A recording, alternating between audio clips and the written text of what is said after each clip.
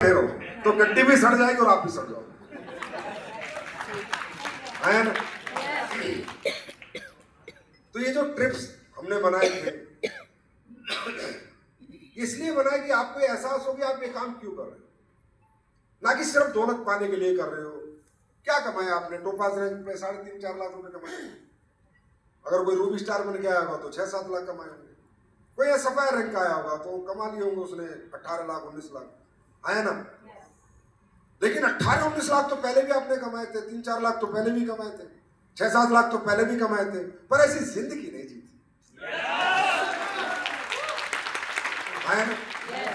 तो why we are doing direct selling, ये जवाब हमें मिलता है जब हम देश में अलग अलग जगह जाते हैं और विदेशों में अलग अलग जगह जाते हैं। तब हमें एहसास होता है कि हम ये जीवन इस इंडस्ट्री के साथ कितना बेहतरीन जी रहे हैं और कितना बेहतरीन आज जी सकते हैं आने वाले फ्यूचर में, जो कि एहसास सिर्फ दौलत कमाने से नहीं होता। हमें अब तुम थाईलैंड में आए हो तो इतना मजा ले रहे हो, स्विट्जरलैंड में जाओगे तो कितना मजा लोगे, दुबई जाओगे अपने परिवार के साथ, अपने 2 बच्चों के साथ, कितना मजा लेंगे। परिवार को यह मतलब नहीं आपने कितना पैसा कमाया, लेकिन जब वो बच्चे देखते हैं कि पिताजी दुबई घुमा रहे हो, वो पूरे पिक्चरों में देखा उन्होंने बुर्ज खलीफा, और जब सामने खड़े होकर बुर्ज खलीफा देखते हैं तब कहते हैं यार पिताजी आप मेरे पिताजी को मजा आ गया, माताजी आप मेरी माता को मजा आ गया, गर्व है मुझे कि आपने मुझे दुबई दिखा दिया। हर आदमी नहीं देख पाता है जीवन में, पता है आप लोगों को। यस। ये ट्रिप नहीं है, ये एक समझ है, एक विजन है, एक सोच है कि क्या ऐसी भी जिंदगी होती है, क्या ऐसी भी जिंदगी एक व्यक्ति जी सकता है। इसमें बहुत से लोग होंगे जो पहली बार फ्लाइट में बैठे होंगे। कितने लोग थे जो पहली बार बैठे थे बताओ? 50% लोग हैं जो पहली बार फ्लाइट में बैठे हैं, और भी जितने बैठ चुके हैं उन्होंने ऐसी केस नहीं बैठाया। तुम पहले भी नहीं बैठे था, मैं पता कहीं ट्रेनिंग में बैठे होगे, कहीं गोवा में बैठे होगे, कि अपना ने टिकट करा दिया होगा।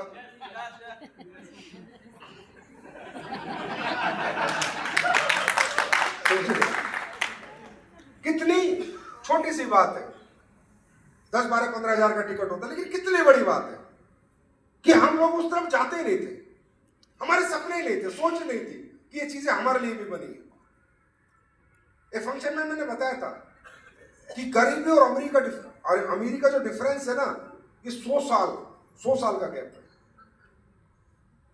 1942 में भी प्लेन उड़ते थे तो भी लोग सफर करते थे।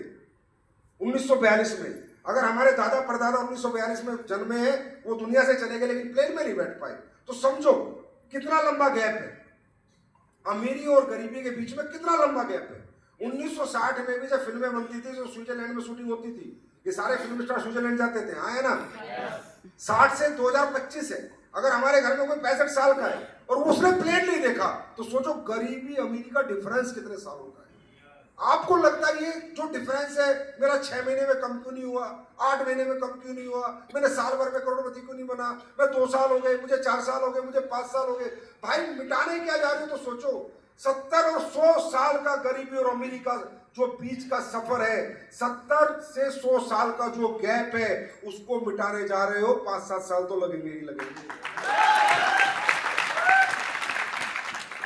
नॉट सो इजी, आसान नहीं है, लंबी लड़ाई है। अब लोग तो 1960 से जितने फिल्म स्टार हैं 1960 से ट्रैवल कर रहे हैं फ्लाइट में, और हमें मौका मिला 2020 में, किसी को मिला 2025 में, है ना। तो गैप बड़ा है, इजी नहीं है, आसान लगता है क्योंकि हमारी इंडस्ट्री इतनी प्यारी है, हमारे इंडस्ट्री, हमारे सब्जेक्ट, हमारी एजुकेशन, हमारे अचीवमेंट, हमारी लीडरशिप, इतने अच्छे लोग हैं कि वो आपको एहसास दिला देते हैं कि हाँ हो जाएगा और इतने दिन में हम कर जाएंगे। पर आप क्या कर रहे हो ये कभी नहीं सोचते, और कितनी बड़ी लड़ाई लड़ रहे हो ये कभी नहीं सोचते। It's not easy my dear friend to live this life. आसान नहीं है, आर्थिक आजादी आसान नहीं है। आर्थिक आजादी ही सबसे मुश्किल काम है, आर्थिक आजाद होना ही सबसे मुश्किल काम है।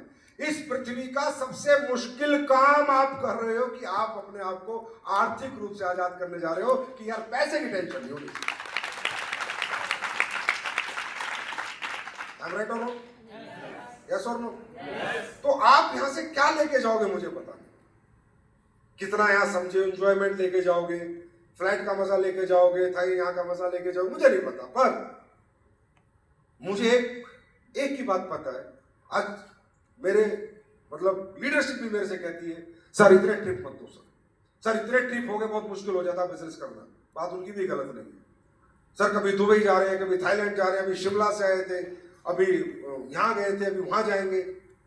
तो मैं एक ही जवाब देता हूँ, यार मैं ट्रिप इसलिए नहीं देता कि कोई लालच देता हूँ, मैं ट्रिप सिर्फ इसलिए देता हूँ कि वो विजन लेके आए कि मुझे ऐसे जीना है जिंदगी भर।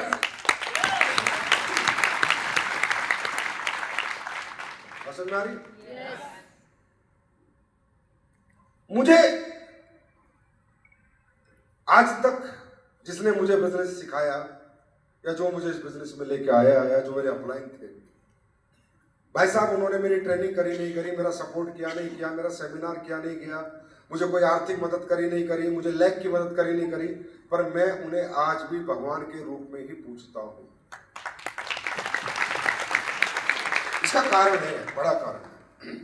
आप लोग कितना समझते हो अपलाइन को या अपने उस मेंटर को मुझे नहीं पता, मैं क्या समझता हूं मैं अपना बता सकता हूं। और ये बात मैं हमेशा लोगों से डिस्कस भी करता हूं कि यार मुझे उनसे मोहब्बत है, मुझे उनसे नफरत कभी हो ही नहीं सकती। अपलाइन कितनी बड़ी ताकत है दोस्तों। दुनिया में काम करना मुश्किल नहीं है, काम क्यों करना है ये जानना मुश्किल है, और खुद को समझाना मुश्किल है, और ये मानना मुश्किल है, और ये समझना मुश्किल है कि काम क्यों करना है। काम करना कभी मुश्किल नहीं था। ये आर्मी वाले कितने करते, हाथ खड़े करो एक बार। ये 24 घंटे के नो करते, 24 घंटे के, 24 आवर्स, 24 घंटे नौकरी करी इन्होंने, मैंने भी 24 घंटे नौकरी करी। 18 घंटे 20 घंटे हमारी एक एक्सरसाइज होती है 72 घंटे की, 72 आवर्स नॉन स्टॉप, ना सोना ना जागना, मतलब पूरी रात दिन रात चलते थे हम 72 घंटे। तो ये मेहनत करना, ये काम करना, रातों को जागना, इधर से उधर जाना, कितने ट्रेनों में हमने धक्के खाए हैं, गाड़ियों में बैठ बैठ के थके, इनसे हम कभी मरे नहीं, इनसे कभी हम थके नहीं, हम इनसे कभी टूटे नहीं।